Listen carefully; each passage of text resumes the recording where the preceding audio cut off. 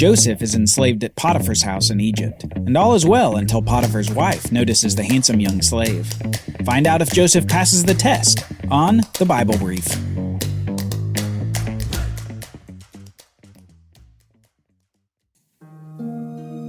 Judah, Jacob's fourth son, has shown himself to be unrighteous. Through the illicit conduct with his daughter-in-law Tamar, he's shown to be untrustworthy, immoral, and unjust. And as his daughter-in-law exposes his actions, he hits rock bottom. That's where we left the story of Judah. But that's not where Judah's story ends. God is weaving his plan through Judah, and with twins produced through his daughter-in-law, we see God continuing to ensure that this man has offspring to continue his lineage. But we can't forget about one of Judah's other sins. Remember, it was his idea that Jacob's favorite son Joseph should be sold into slavery. And that's what all Joseph's brothers did. They sold him. And now Joseph is in Egypt, in the house of a man named Potiphar. Let's read Genesis chapter 39. Now Joseph had been brought down to Egypt, and Potiphar, an officer of Pharaoh, the captain of the guard, an Egyptian, had bought him from the Ishmaelites who'd brought him down there. The Lord was with Joseph, and he became a successful man, and he was in the house of his Egyptian master.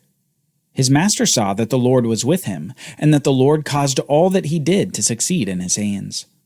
So Joseph found favor in his sight, and attended him, and he made him overseer of his house, and put him in charge of all that he had.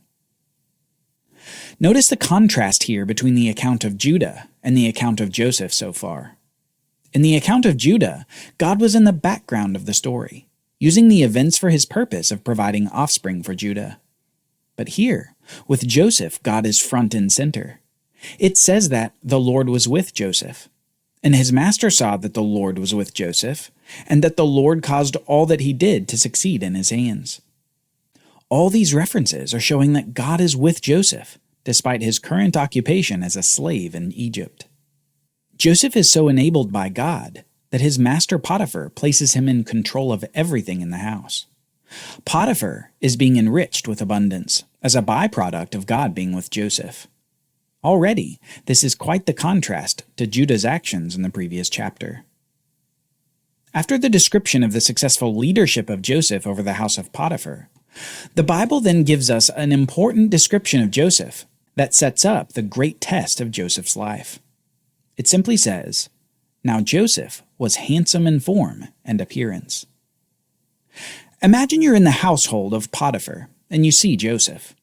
Outside of being a slave, which admittedly is a big deal, outside of that, he has everything going for him. Everything he puts his hand on is successful.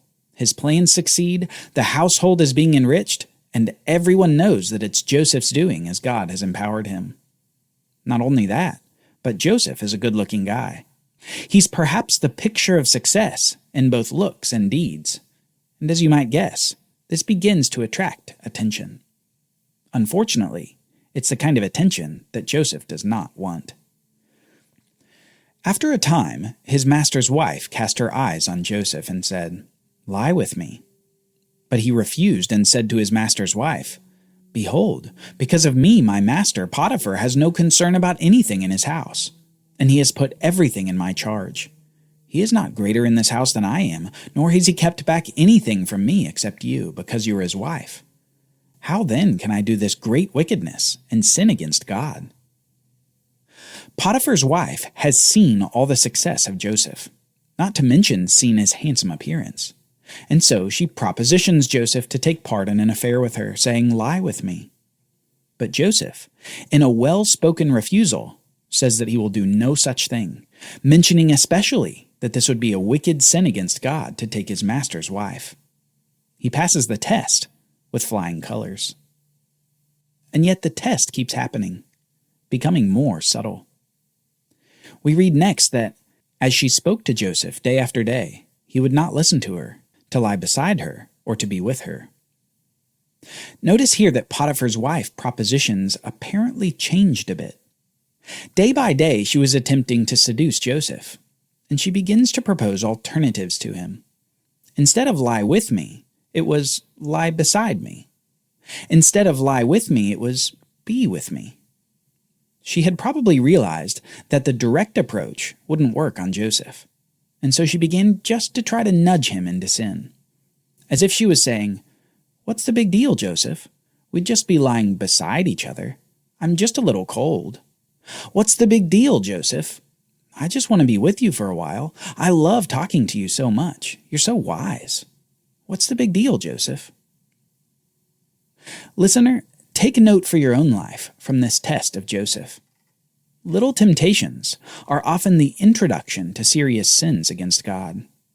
How long do you think Joseph would have lasted merely lying next to Potiphar's wife? Beware, a little knife is just as deadly as a large sword, because it's not primarily the size of the weapon, it's the sharpness that makes the cut. Despite being constantly tempted by the wife of his master, the text tells us that Joseph would not listen to her. He was remaining faithful to his master Potiphar, and more importantly, faithful to God. Let's keep reading. But one day, when he went into the house to do his work, and none of the men of the house was there in the house, she caught him by his garment, saying, "Lie with me." But he left his garment in her hand, and fled and got out of the house. Potiphar's wife just wouldn't stop. And one day, when no one else is in the house, she gets aggressive.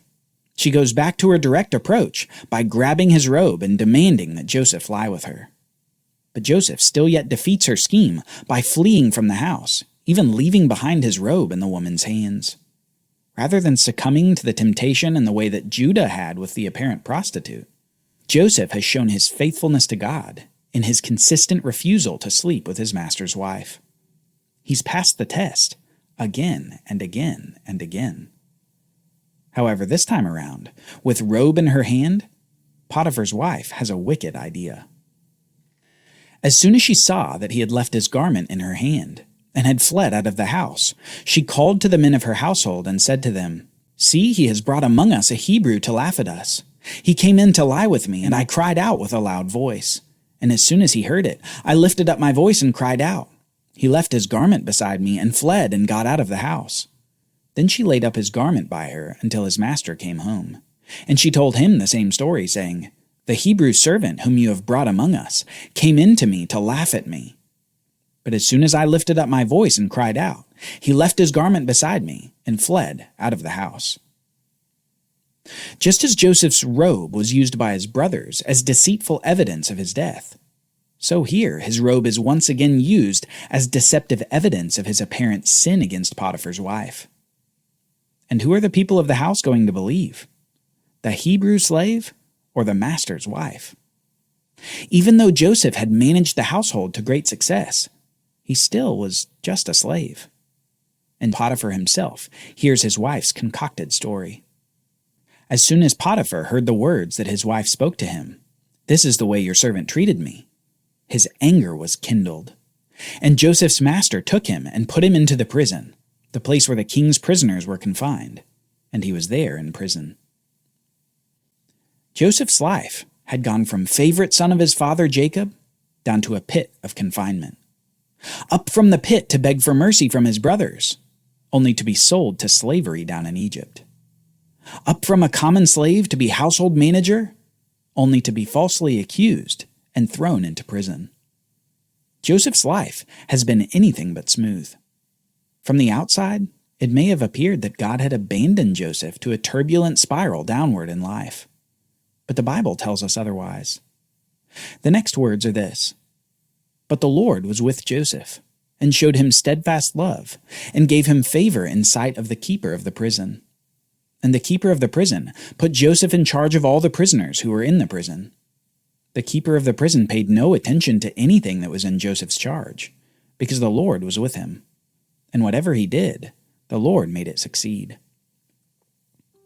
God has not removed Joseph from the trials of his life. Instead, God has been with Joseph through the trials. Because as we'll find out, the trials have been part of a big plan. A big plan for Joseph to ultimately rule over many in Egypt, as he saves the lives of countless people.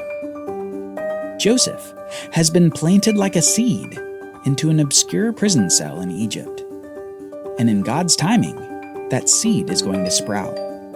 What appeared dead and buried will soon abound in benefit to the world. And from a prison cell, God will make a leader. But it's all going to start how Joseph's story began. It's going to start with dreams.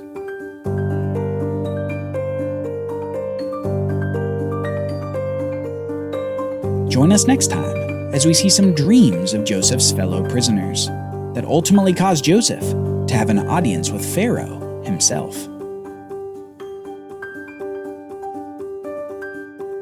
The Bible Brief is brought to you by the Bible Literacy Foundation, dedicated to helping people like you learn the Bible.